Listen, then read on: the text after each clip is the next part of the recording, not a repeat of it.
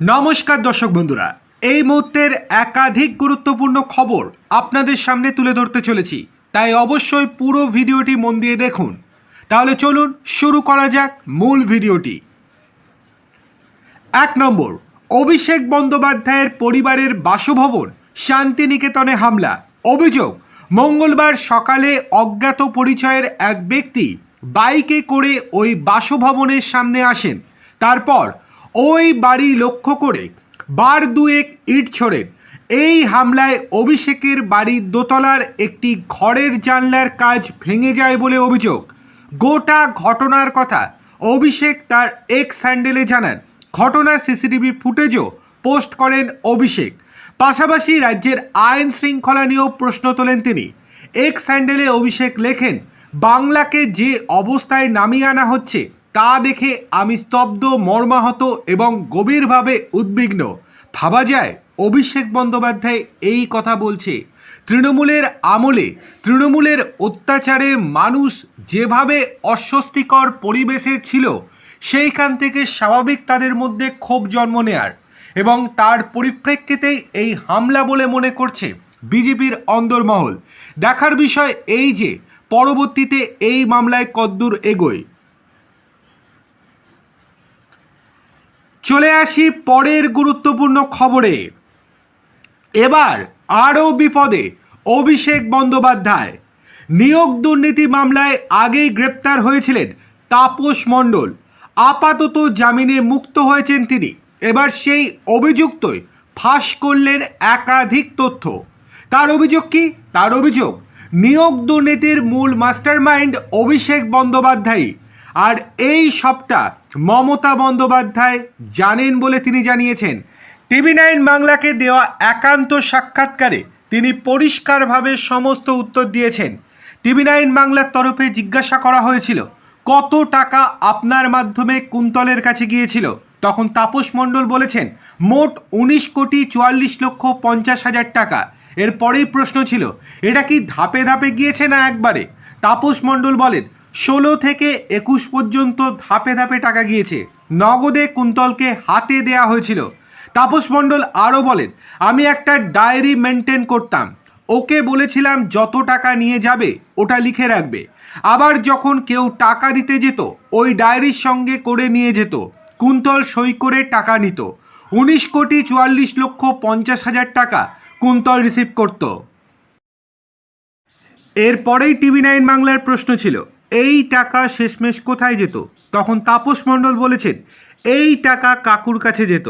আর কাকু যেহেতু অভিষেক বন্দ্যোপাধ্যায়ের লোক, আর উনি অভিষেকের নাম করেই যেহেতু টাকা নিচ্ছেন, আমি কনফার্ম ছিলাম যে তাহলে অভিষেকের কাছেই টাকা যাচ্ছে। সুজয় ভদ্রের সঙ্গে কুন্তলের যে কথা হতো সেটা আমি শুনেছি। টাকার চাপ আসতো আমি বুঝতাম। এরপরেই টিভি9 বাংলার প্রশ্ন ছিল, কালীঘাটের কাকুর কথায় কখনো অভিষেক বন্দ্যোপাধ্যায়ের নাম উচ্চারণ করতে শুনেছেন? তখন তাপস মণ্ডল বলেছেন, হ্যাঁ, উনি অভিষেক বন্দ্যোপাধ্যায়ের নাম বলতেন না, বলতেন সাহেব। অনেক সময় বলতেন, সাহেব চাপ দিচ্ছেন, টাকা না দিলে ভেরিফিকেশন বন্ধ, টাকা পাঠাও, চাকরি হলো না তো। এরপরেই টিভি9 বাংলার প্রশ্ন, নিয়োগ দুর্নীতির মাথা কে? তখন তাপস মণ্ডল একদম ডাইরেক্টলি বলেন, অভিষেক বন্দ্যোপাধ্যায়ের নির্দেশ ছাড়া নিয়োগ দুর্নীতি হচ্ছে এটা কখনোই মেনে নিতে পারছি না। উনিই মাথা। আমি কুন্তলের নামে অভিষেককে চিঠি দিই, বলেছিলাম আপনার নাম করে কোটি কোটি টাকা তুলছে, কোনো উত্তর পেলাম না। এরপরেই টিভি9 বাংলার প্রশ্ন, মমতা বন্দ্যোপাধ্যায় কি কিছু জানতেন না? উনি আটকানোর চেষ্টা করতেই তো পারতেন। তাপস মণ্ডলের উত্তর, মমতা বন্দ্যোপাধ্যায় জানতেন না এটা হতে পারে? এটা কি সম্ভব? সবটাই জানতেন তিনি, কিন্তু তারপরেও চুপ করেছিলেন তিনি। এরপরেই টিভি9 বাংলার প্রশ্ন, এখনও যার কথা বলছেন তিনি গ্রেপ্তার হয়নি, কি বলবেন? তাপস মণ্ডল তখন বলেন, আমি তদন্তকারী সংস্থাকে অনেক সাহায্য করেছি, ওরা খুবই অ্যাক্টিভ। আমার মনে হয়েছে তদন্তে ঘাটতি এখনও আছে, আর অভিষেককে গ্রেপ্তার করতে তথ্য প্রমাণ দরকার। এটা গোটা রাজ্যের হাজার কুন্তল পাওয়া যাবে, তাদের কাছ থেকে যদি প্রমাণ জোগাড় করতে পারে তাহলে অভিষেক বন্দ্যোপাধ্যায় গ্রেপ্তার হবেনই হবেন। সুতরাং এবার যে আরও অস্বস্তি বাড়ল অভিষেক বন্দ্যোপাধ্যায়ের, সেটা আর বলার অপেক্ষা রাখে না। চলে আসি পরের গুরুত্বপূর্ণ খবরে। অভিষেকের সেবাশ্রয় প্রকল্প নিয়ে মারাত্মক অভিযোগ। অভিষেক বন্দ্যোপাধ্যায়ের ডায়মন্ড মডেলের অর্থাৎ ডায়মন্ড হারবার মডেলের আসল ডায়মন্ড নাকি ছিল এই সেবাশ্রয় প্রকল্প। সেই সেবাশ্রয় প্রকল্পেই এবার মারাত্মক অভিযোগ উঠেছে, যেটা সত্যি হলে আদতে ক্রিমিনাল অফেন্স। ভয়াবহ এই অভিযোগ প্রকাশ্যে এলো ঘণ্টাখানেক সঙ্গে সুমন এবিপি আনন্দের বিশেষ অনুষ্ঠানে। অভিযোগ, যারা ডাক্তারি পড়ুয়া এখনও এমবিবিএস ডিগ্রি পাননি তারা নাকি সেবাশ্রয় প্রকল্পের অধীনে চিকিৎসা করেছেন, ওষুধের প্রেসক্রিপশন লিখেছেন। এমনকি অভিযোগ, হোমিওপ্যাথি বা আয়ুর্বেদের ছাত্রছাত্রীদেরকে নিয়ে গিয়ে তাদের নিউরোলজিস্ট বা কার্ডিওলজিস্ট পরিচয় দিয়ে রোগী দেখানো হয়েছে। এই কাজ বা কাজের প্রচারের প্রধান কারিগর অবশ্যই ছিলেন অভিষেক বন্দ্যোপাধ্যায়ের ডান হাত জাহাঙ্গীর খান ওরফে পুষ্পা। অভিযোগ, যে রোগীদের সেবাশ্রয় 1 এবং সেবাশ্রয় 2 নম্বর ক্যাম্পে চিকিৎসা হয়েছে তাদের মধ্যে 90% রোগীর চিকিৎসা হয়েছে এমবিবিএস পাস না করার ডাক্তারি পড়ুয়াদেরকে দিয়ে। ঢাকঢোল পিটিয়ে আয়োজন করা হয়েছিল। মানুষের সেবার নামে ঢালা হয়েছে কোটি কোটি টাকা। নিজের লোকসভা কেন্দ্রে সেবাশ্রয়কে একেবারে মডেল হিসেবে তুলে ধরেছিলেন অভিষেক বন্দ্যোপাধ্যায়। ডায়মন্ড হারবার ছাড়িয়ে শুভেন্দু অধিকারীর গড় নন্দীগ্রামেও করেছেন সেবাশ্রয়ের ক্যাম্প। ভোটের প্রচারে তার অন্যতম হাতিয়ার ছিল এই সেবাশ্রয় কেন্দ্র। আর সাধারণ মানুষও দোরগোড়ায় বিনামূল্যে চিকিৎসা পরিষেবার আশ্রয়ে লাইন দিয়েছিলেন তারা।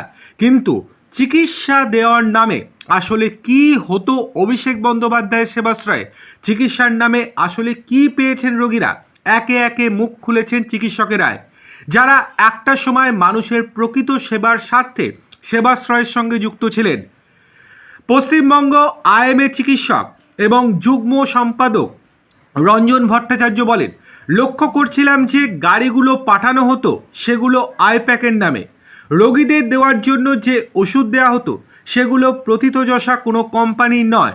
তখন যেতেন সেকেন্ড ইয়ার, থার্ড ইয়ার এবং ফোর্থ ইয়ারের ছাত্রছাত্রীরা, তারা যেতে বাধ্য হতেন। এটাই ছিল থ্রেট কালচার। অদ্ভুত ব্যাপার, যখন সিটি স্ক্যান এমআইআরের প্রয়োজন পড়তো তখন নির্দিষ্ট কিছু প্রাইভেট মেডিকেল কলেজে পাঠানো হতো। ভয় ছিল যাতে দূরে ট্রান্সফার না করে দেয়।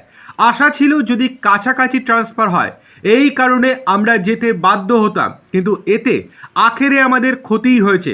পশ্চিমবঙ্গ আইএমএ চিকিৎসক এবং সদস্য প্রশান্ত ভট্টাচার্য বলেন, যারা মডার্ন মেডিসিন প্র্যাকটিস করে ওখানে তাদের খুব একটা রোল ছিল না। মূল ভূমিকা প্লে করত আয়ুর্বেদিক এবং হোমিওপ্যাথি চিকিৎসকেরা। আল্ট্রাসোনোগ্রাফি করার জন্য যে পারমিশন দরকার সেই পারমিশন নিয়ে আল্ট্রাসোনোগ্রাফি ওখানে হয়েছে কিনা আমাদের খুব সন্দেহ রয়েছে। 100% তদন্তের আওতায় আনা উচিত। ওষুধ কোথা থেকে এলো জানার দরকার।